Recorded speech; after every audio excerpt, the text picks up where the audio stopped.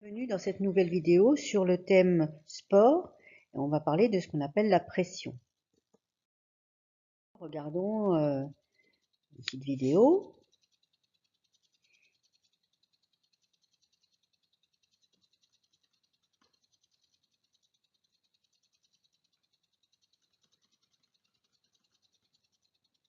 Voilà, on va remplir un verre d'eau.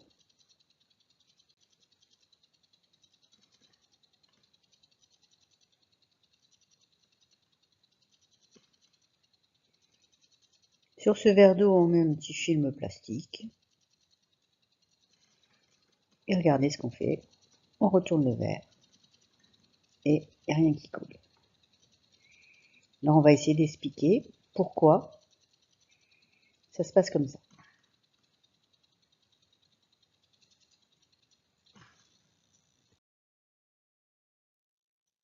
D'abord, revenons sur ce que sont les états de la matière. Donc là, ici, on a affaire à du néon. Le néon sous forme solide, ben, vous voyez, les molécules de néon, elles sont l'une collées à l'autre, les atomes, pardon. Là, au niveau liquide, ben, il y a déjà plus d'espace, et au niveau gazeux, ben, les atomes se déplacent dans tout le volume. Regardons un petit peu sur l'argon. Ben, l'argon, c'est la même chose, hein. En liquide, c'est beaucoup plus serré, et en solide, c'est complètement serré. Alors, on appellera fluides les espèces chimiques qui sont sous forme liquide ou gazeuse. Alors, on va essayer d'expliquer un petit peu ce qui se passe avec le verre en parlant de ce qu'on appelle la force pressante. En réalité, voilà ce qui se passe dans le verre. On a ici les molécules d'eau qui viennent exercer une pression sur le petit film plastique, mais de l'autre côté, on a des molécules d'air, une sorte de molécules, qui viennent aussi presser de l'autre côté. Et ce qui se passe, c'est qu'on arrive à un équilibre. Alors voilà, on a notre verre d'eau qui est retourné avec de l'air en dessous. L'air, ce sont des molécules qui se déplacent dans tous les sens et qui viennent frapper la surface ici. Donc ce qu'on appelle la force pressante, on la représente par un vecteur. Direction, c'est perpendiculaire à la surface. Donc ici, comme c'est comme ça, perpendiculaire, ça va être comme ça la direction. Donc ça va être vertical. Sens du corps agissant vers la surface. Ici, c'est l'air qui agit donc vers là, donc ça va être vers le haut. Le point d'application, c'est le centre de la surface. Et la valeur, ben, c'est une valeur en newton. On verra un petit peu de quoi elle dépend. Voilà. Alors, est-ce qu'il y a de la force pressante que lorsqu'il y a des molécules, que dans l'air, que dans des gaz, que dans des gaz? Alors, regardez ici, qu'est-ce qui se passe là, ce trappeur là, eh ben, vous voyez qu'il s'enfonce dans la neige. Donc, on pourra dire aussi qu'il y a une force pressante à ce niveau-là. Donc, on va représenter ça par un petit Playmobil ici. Vous voyez le petit Playmobil qui s'enfonce dans la farine. Alors, cette force pressante, qu'est-ce qu'on peut en dire? Est-ce qu'elle est, comment elle agit? Est-ce qu'elle agit toujours de la même façon? Eh bien là, regardez, si maintenant on met le petit Playmobil maintenant sur une plaque ici, on s'aperçoit qu'il ne s'enfonce plus. Donc ça veut dire que la force exercée, elle a plus ou moins d'effet suivant la surface sur laquelle on est. Et bien ça, c'est ce qu'on appelle la notion de pression. Eh bien, la pression, c'est la force pressante divisée par la surface sur laquelle elle agit. Donc la force, il y a une force, c'est en newton, hein. La surface, elle est en mètres carrés. Et la pression, on dit qu'elle est en pascal. Alors, il y a d'autres unités de pression. Il y a ce qu'on appelle l'hectopascal. Mais hectopascal, pourquoi? Ça veut dire 100 pascal. C'est ce qu'on appelle la pression atmosphérique, à peu près. Le bar, ça c'est plutôt utilisé en plongée. Un bar, c'est 10 puissance 5 pascal. C'est 1000 hectopascal. Et l'atmosphère, c'est une valeur particulière, c'est 101 325 pascal.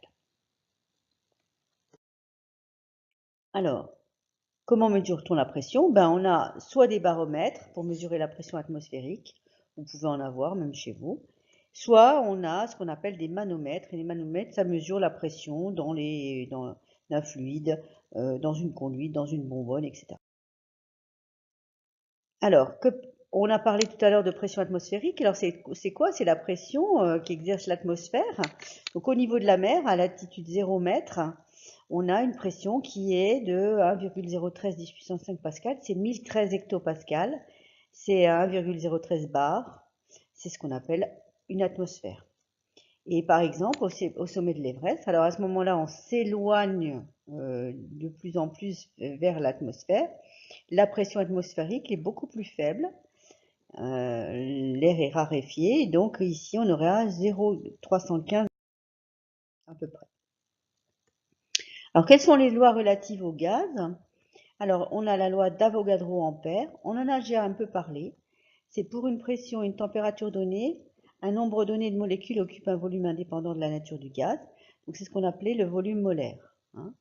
Donc, à 20 degrés et une atmosphère, une mole de n'importe quel gaz occupe 24 litres. La loi de Boyle-Mariotte, donc ça c'est une loi qui va nous permettre un petit peu de savoir ce qui se passe au niveau du volume de gaz et de la pression. Alors, si on a une température constante et si on a une quantité de gaz donnée, on peut dire que le produit pression fois volume est constant. Donc, par exemple, si on a un ballon de ballon, j'ai un ballon gonflé avec 1,5 litre d'air à une altitude nulle, on est à 1013 hectopascal, et on prend ce ballon et on va jusqu'au sommet de l'Everest, ben son volume ce sera de 4,82 litres. Donc il va se gonfler. Tout simplement parce que le produit PV est constant. Donc la pression atmosphérique qu'on avait lorsqu'on était à l'altitude 0, multipliée par le volume du départ 1,5, égale la pression à l'Everest multipliée par le volume final. Hop, on fait un peu le calcul et on s'aperçoit qu'on obtient bien 4,82 litres. Application au sport, donc maintenant plutôt en particulier la plongée sous-marine. Donc on parlera de solubilité des gaz dans un liquide, chose que vous avez déjà dû voir au collège. Et alors avec ça, les accidents de décompression et l'influence de la profondeur avec les risques de surpression. Alors commençons par l'influence de la profondeur. Alors la pression de l'eau s'élève avec la profondeur. Elle augmente de 1 bar tous les 10 mètres. Donc voilà ce que ça donne. Donc ici, si on prend ici un volume qui serait un quart de litre sous 4 bars, ben, si vous augmentez, ben, le volume du ballon augmente, etc. Et plus vous allez, plus la pression diminue, plus le volume augmente. Et là, on le voit ici, donc tous les 10 mètres, on a un bar supplémentaire. On avait un bar à la surface, c'est la pression atmosphérique, etc. Donc pour calculer, ben, on fait comment? On prend par exemple à 30 mètres ici, on est à 30 mètres, la pression est supérieure de 3 bars à la pression de la surface, 10 mètres, 1 bar par 10 mètres, mais on avait la pression atmosphérique d'1 bar, donc on obtient bien une pression qui est égale ici à 4 bars. Alors que se passe-t-il justement lorsqu'on descend en profondeur? On a ce qu'on appelle les accidents de surpression.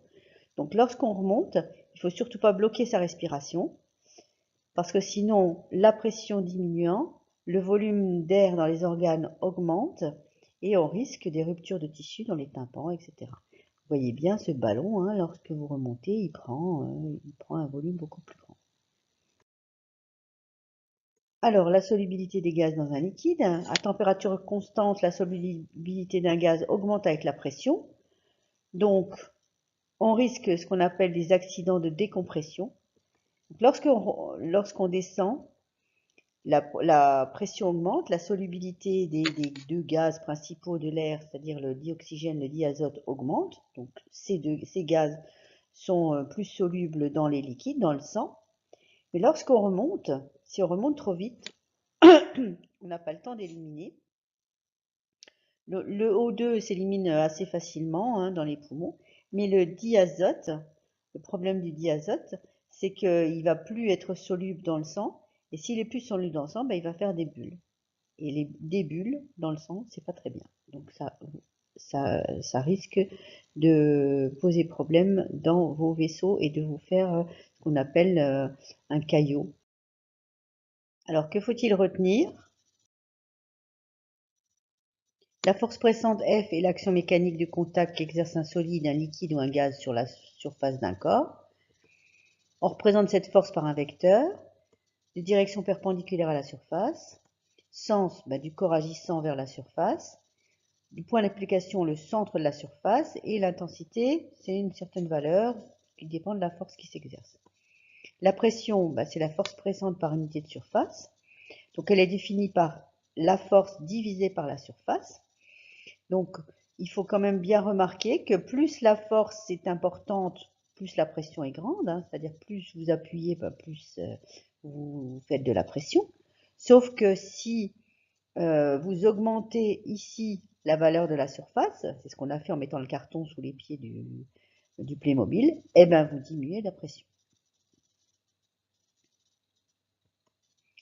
Les autres unités sont l'hectopascal, le bar. La pression de l'eau s'élève avec la profondeur. Donc pour calculer, elle augmente de 1 bar tous les 10 mètres. Et il faut rajouter 1 bar à la surface. À pression constante et à quantité de gaz donnée, le produit PV égale constante, c'est la loi de Boyle-Mariotte. Toujours à température constante, la solubilité d'un gaz augmente avec la pression. Et dernière chose, pour éviter les accidents de plongée, soit les accidents de décompression ou de surpression, il faut remonter lentement en respectant des paliers de décompression. Merci de votre attention et n'oubliez pas d'aller remplir le formulaire. À bientôt.